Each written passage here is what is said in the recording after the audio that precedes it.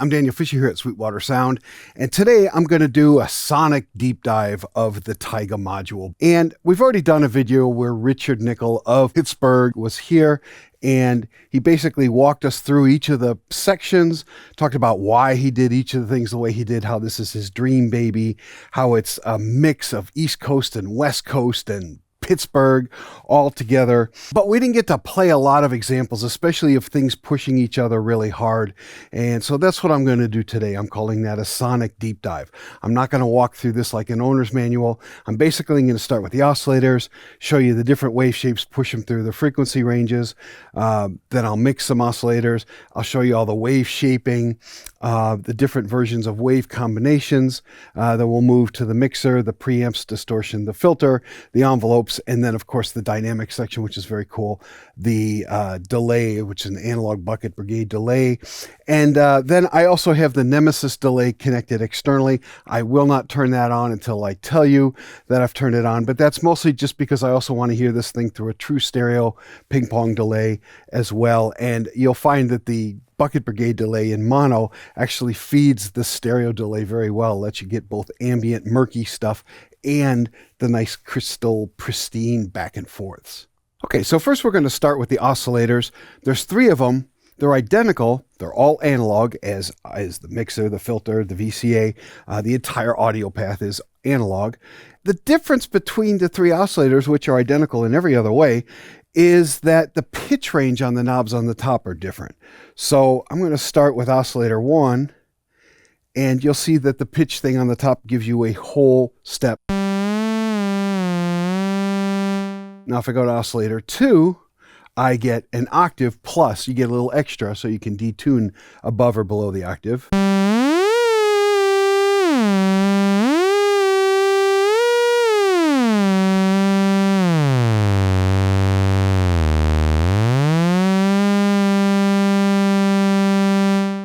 And the third oscillator, which can do 2 octaves in each direction plus a little more.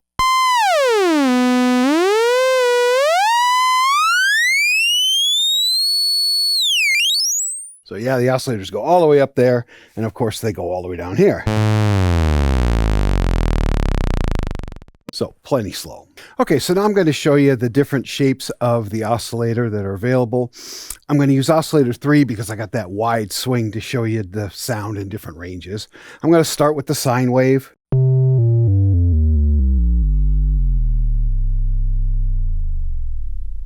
And then if you push the button again, now we're getting what's called a warped sine wave.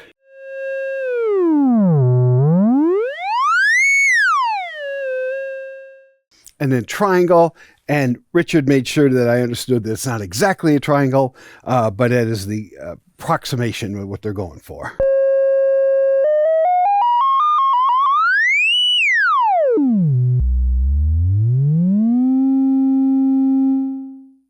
And then the warped triangle.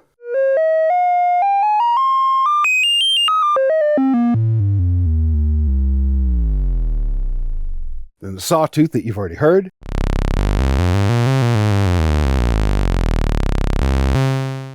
And now the warped saw.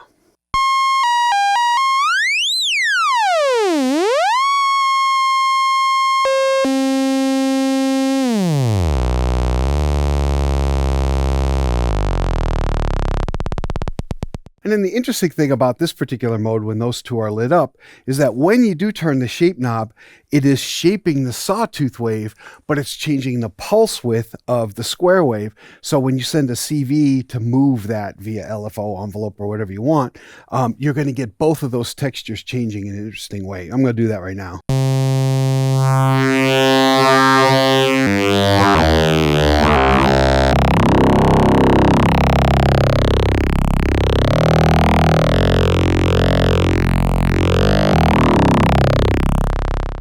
And then we got square wave. And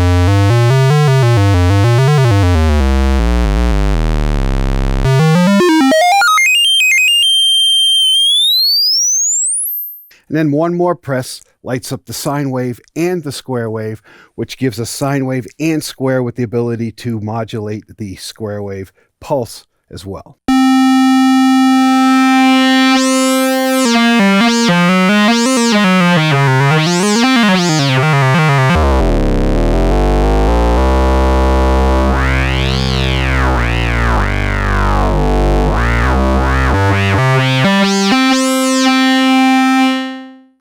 last one, when all of them are lit, means that every time you send it a gate, it's going to randomly pick a wave shape for you.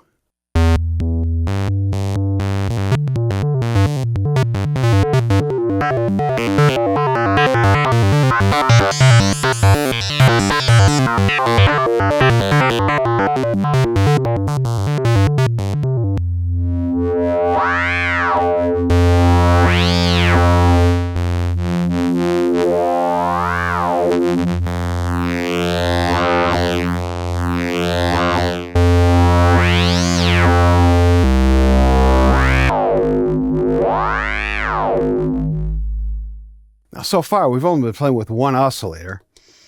So I'm going to turn them all onto sawtooth now, and I'll get them tuned up again. So let's get oscillator 1 going here. Add oscillator 2.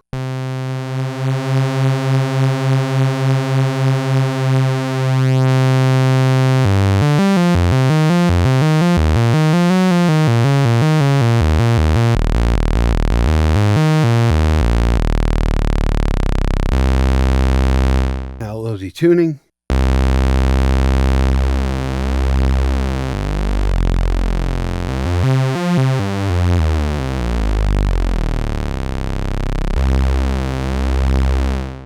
And one of the things that's nicer than 2 oscillators slightly out of tune is 3 oscillators slightly out of tune. And 3 oscillators is really important because if you're going for a big heavy bass sound and you're doing slightly out of tune, there might come a point where they're just out of phase enough that it gets quiet or even silent every once in a while. But having a 3rd oscillator makes it pretty unlikely that you're ever going to go silent or very quiet.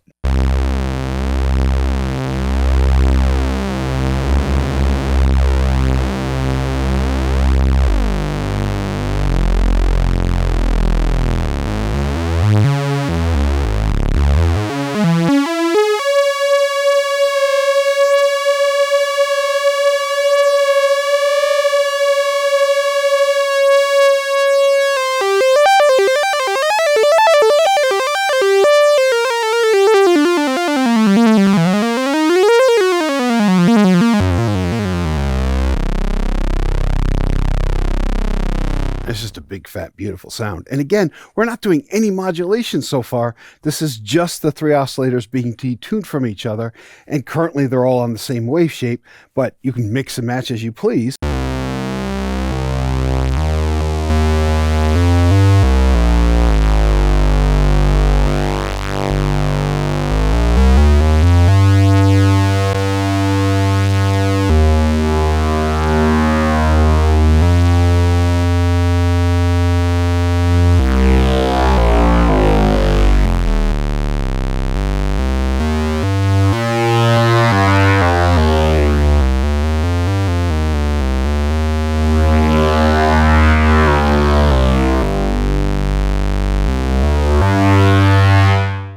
So what I'm doing there is using the LFO, which is defaulted to this first knob, the shape CV, and you can patch anything else in there you want. Right now I have LFO.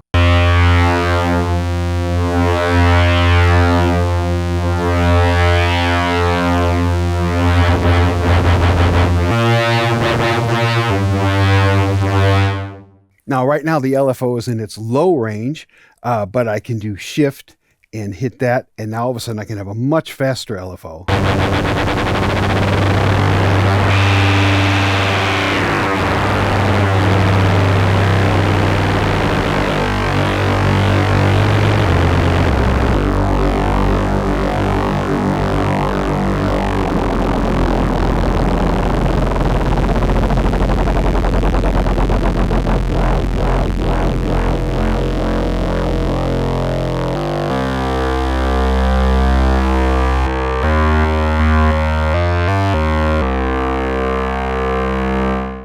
So you've heard me sweep the shape knob, and you've also heard me sweep the shape knob via LFO, via this knob where the LFO is defaulted to that knob. But I can plug in something else. For example, if I were to take the mod wheel out and go into shape, now I can do it like this.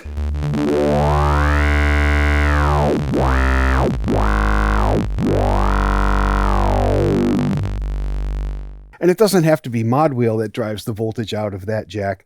There are settings where you can have other things, including other CC numbers that you're choosing, that sends that voltage control. So it's very powerful that way. Now I'll do the same thing, but with an envelope. Now the ADSR1 is controlling the shape of that knob.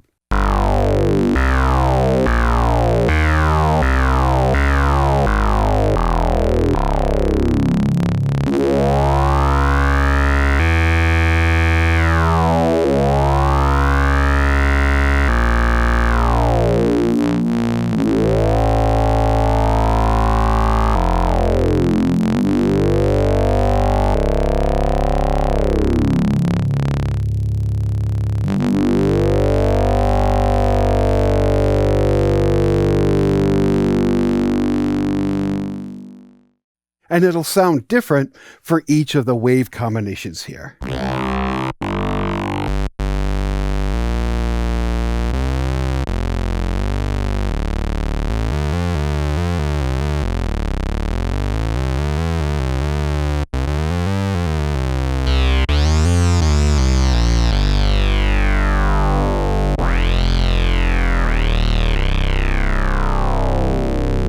Remember, this is still just one oscillator.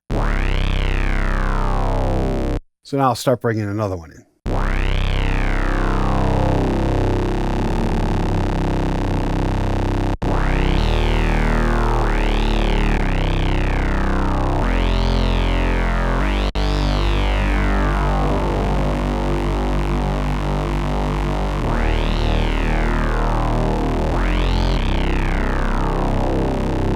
And if I wanted the shape of both of them to be controlled by the same envelope, that's where I use this mixer splitter. So instead of coming out of there, I'm going to come out of the mixer splitter.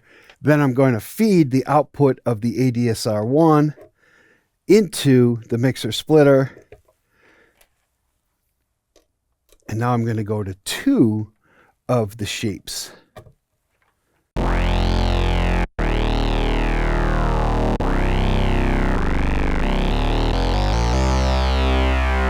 And now we're going to mix in some of the Bucket Brigade analog delay just to hear what that sounds like with this.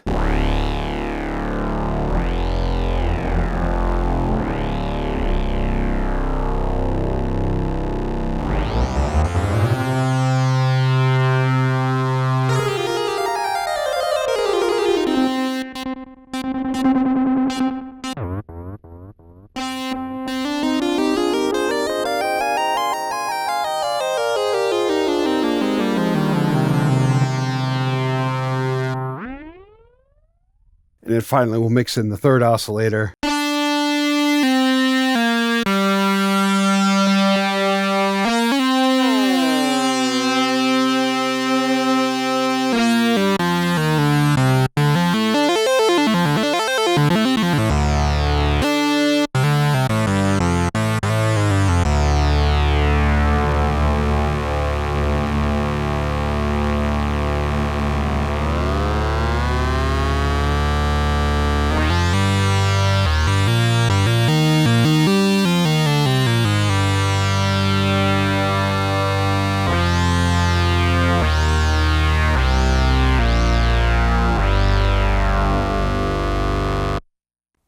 And the interesting thing about that mixer splitter is that it doesn't care whether it's audio signals or control voltage. It can mix both of those kinds. And that mixer splitter really is a mixer splitter in that you can put 2 in, get 2 out of that mix. You can put 1 in, take 2 out. You can also put 2 in, blend them together, come out of 1 out. So a lot of flexibility there. And the owner's manual is very clear that it doesn't matter on any of these inputs, whether they are control voltage or audio. It accepts all of them the same and is happy to work with them. So just a ton of flexibility that way. And so now I'll show you the filter. I currently have it set at low pass only. The resonance is all the way off. I have it wide open. I got 3 oscillators going into it, and I'll slowly close that.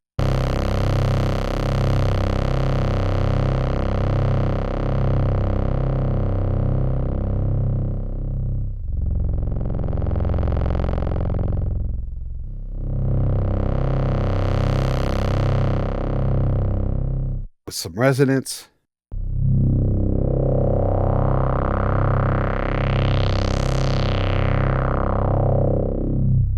some analog delay.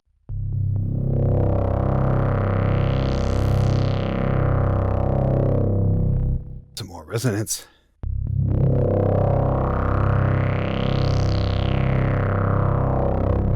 And even more resonance.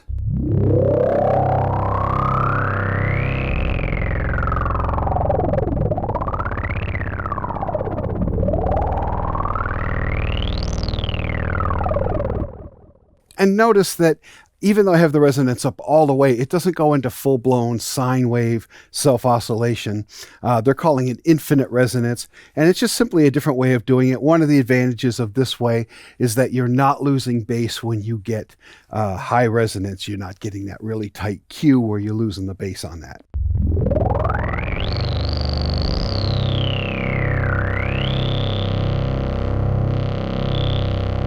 So you can hear, as I'm sweeping resonance, you're not changing the bass at all, or the volume of the entire instrument.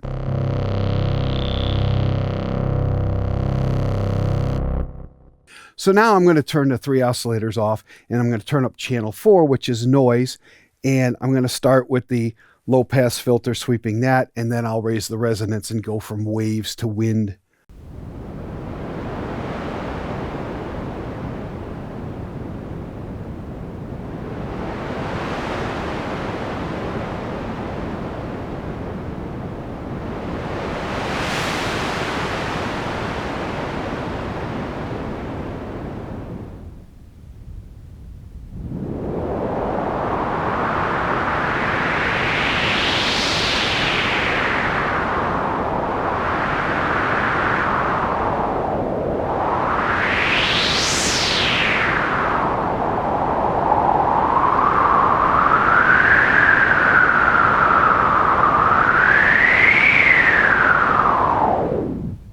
Now some delay.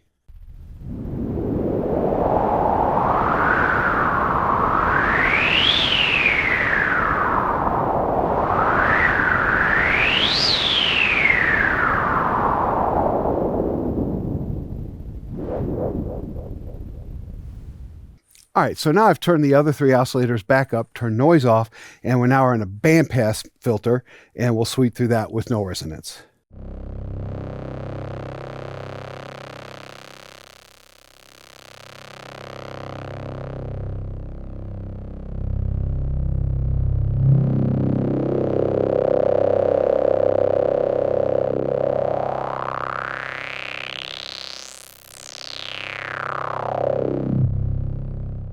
And with full resonance.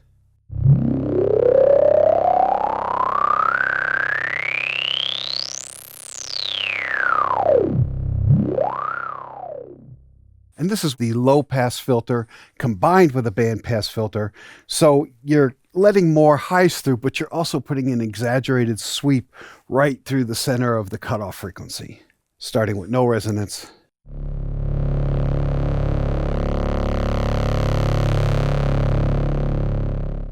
Some resonance.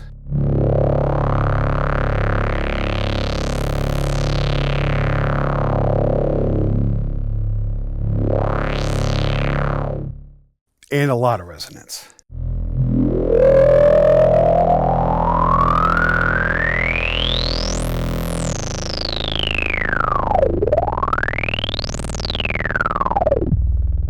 Some analog delay.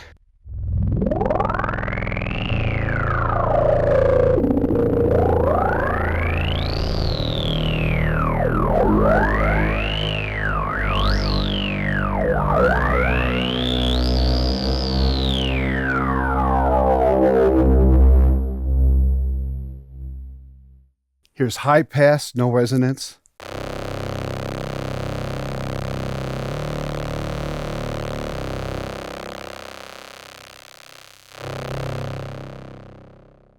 Some resonance.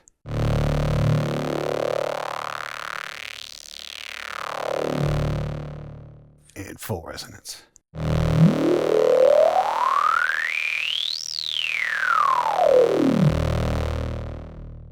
Here's high pass and low pass, no resonance.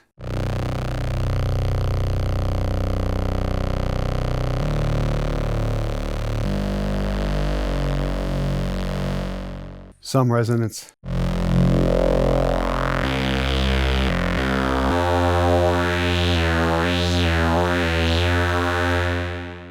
And a lot of resonance.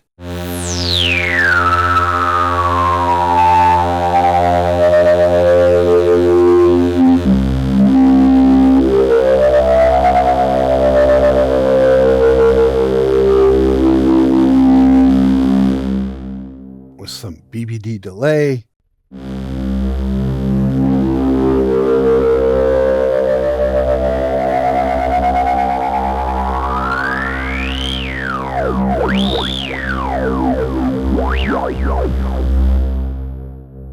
Now do the same thing with a digital delay. That's going to have a lot more high frequency, and I'm in ping pong mode, so you're going to get a really nice stereo ambience as well.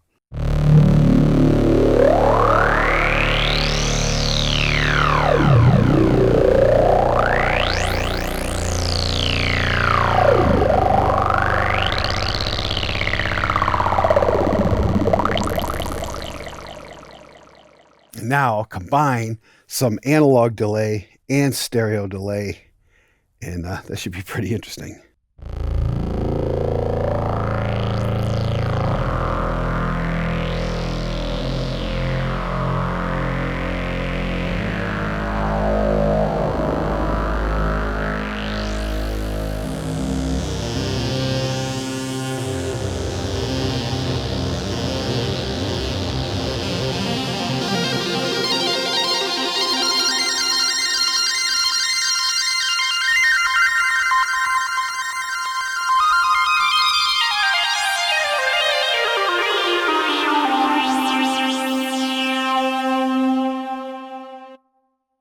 I get it. Some of you think it's sacrilege to bring an outside delay in when it has a built-in delay.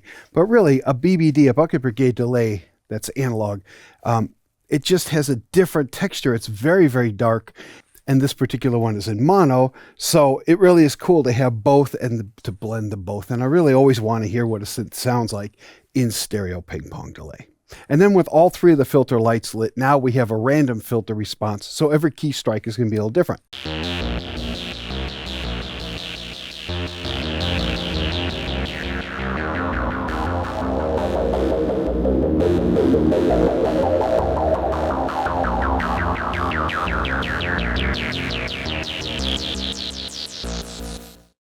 And now we get to the dynamic section, and that's something that makes this very Pittsburgh modular, because they have the standard VCA with your ADSR that you can use, but they've also got a low pass gate. But unlike a standard West Coast low pass gate that's made with a Vactrol, this one is simulating how a Vactrol behaves, but it gives them the advantage of being able to change the response of the low pass gate so you can get longer ringing sounds out of your Plucked sounds. But it's beautiful for all those Plucked sounds. Right now I'm in the VCA mode, so it's pretty standard. You know, I can have a short little sound.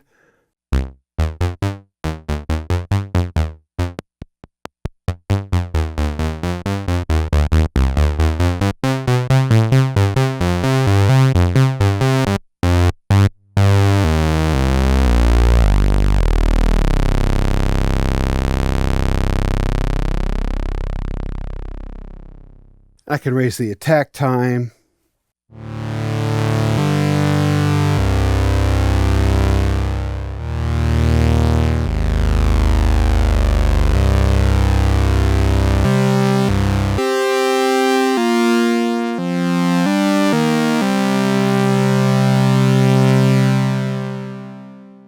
With one button push, I go into the low pass gate mode, and now it's a very different beast.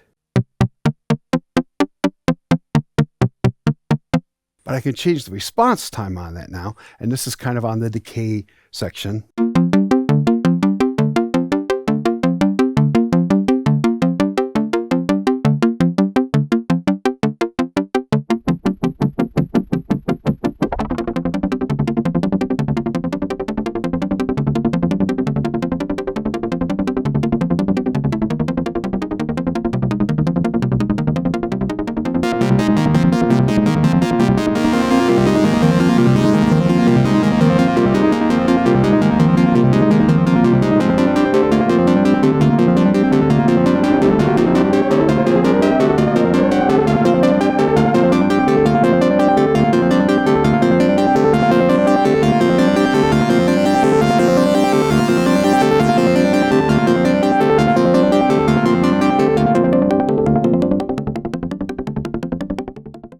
I can raise the resonance on that low pass gate.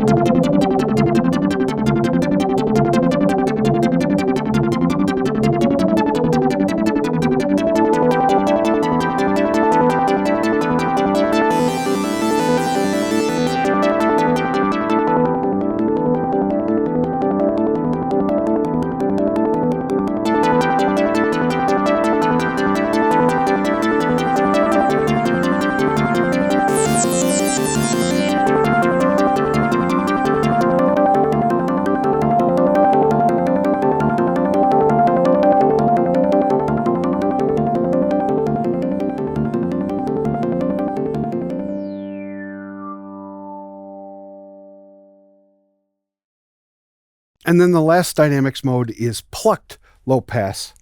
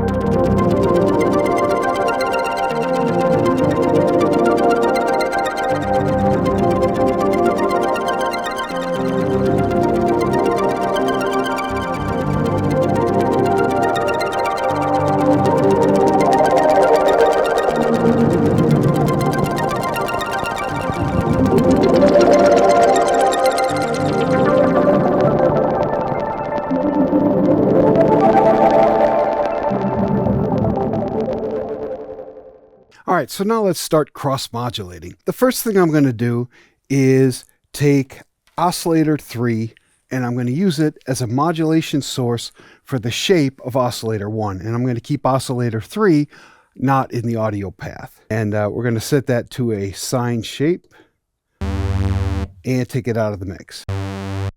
So now I'm going to take the output of 3, and I'm going to go into the shape input of oscillator 1, and I'm going to keep it on soft for now.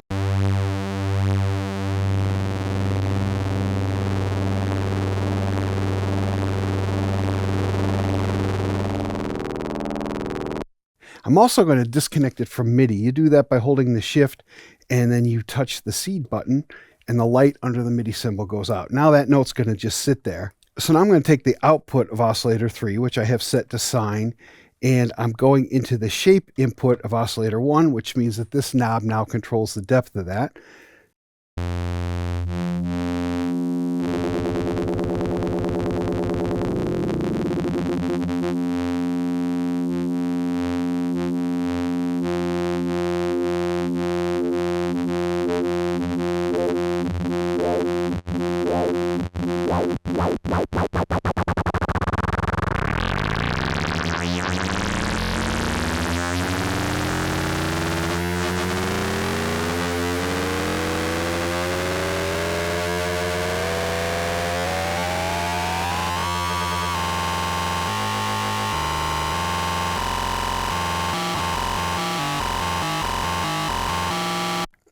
Whereas if I lock it to MIDI, now I can find something.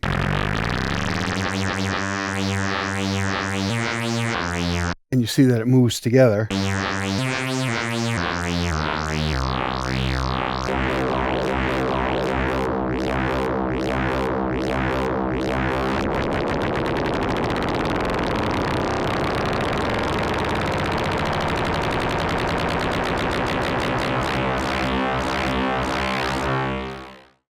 And now, just to be crazy, I'm going to take the output of oscillator 2, which is currently not in the mix. I'm going to take the sine out of that and modulate the pitch of oscillator 3 by going into the FM input, which means that the FM knob up here will control that.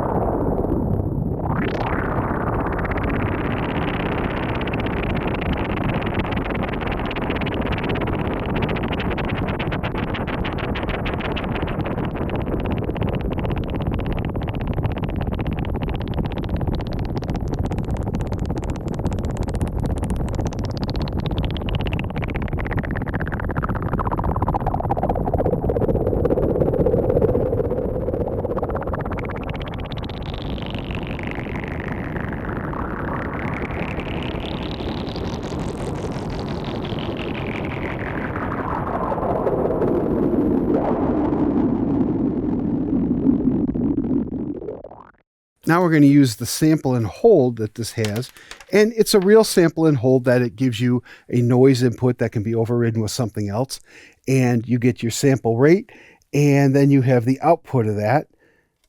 So I'm going to use that here, and I'm going to start with pitch, so I'm going to go into FM of oscillator 1. I'll turn all the other oscillators off.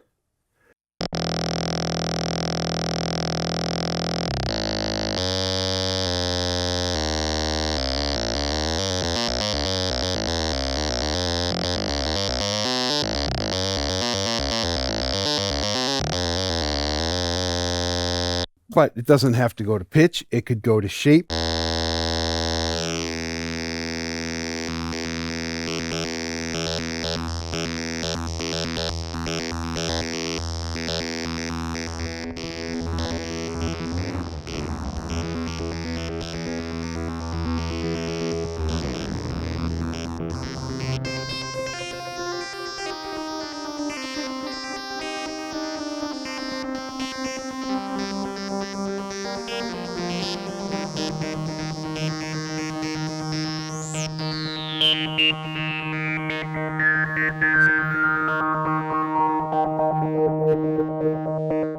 So now I'm going to take the sample and hold out of shape, and instead I'm going to put it into the frequency of the filter.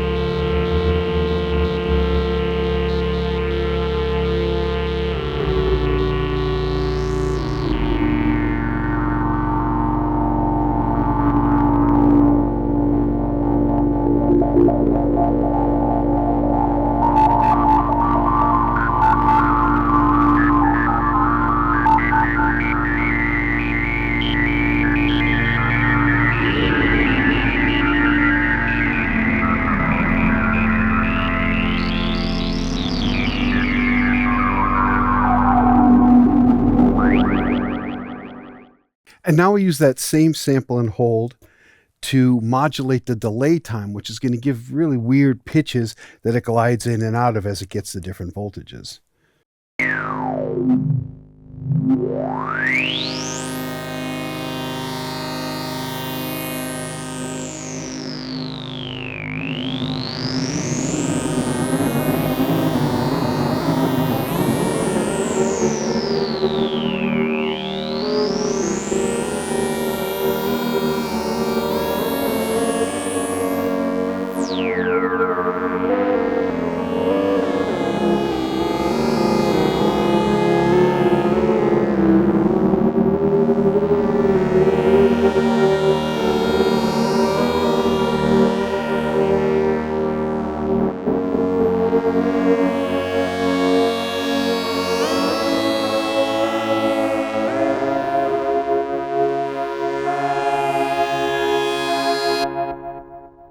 So now instead of sample and hold, I'm going to use the triangle out of the LFO, which is now going to nowhere else except the time of the delay. I should get a really nice, pretty chorus out of that.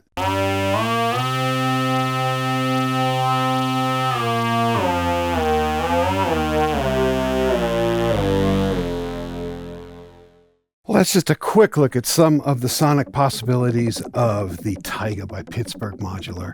I could go all day. There are literally thousands and thousands of possible connections, and of course I missed most of them. But at least you kind of now have a sense of what the oscillators sound like, what they sound like together, what they sound like through the filter, what they sound like through the dynamic section, and what they sound like through the echoes from the Bucket Brigade analog delay, as well as a stereo delay using the Nemesis source audio. If you have any questions about the Taiga, the Nemesis, the KeyStep Pro by Arturia, please contact your Sweetwater sales engineer. My name is Daniel Fisher. Thank you very much for watching. Thanks again for watching. Be sure to like, comment, and subscribe. For more videos like this, click here or go to sweetwater.com for all your music instrument and pro audio needs.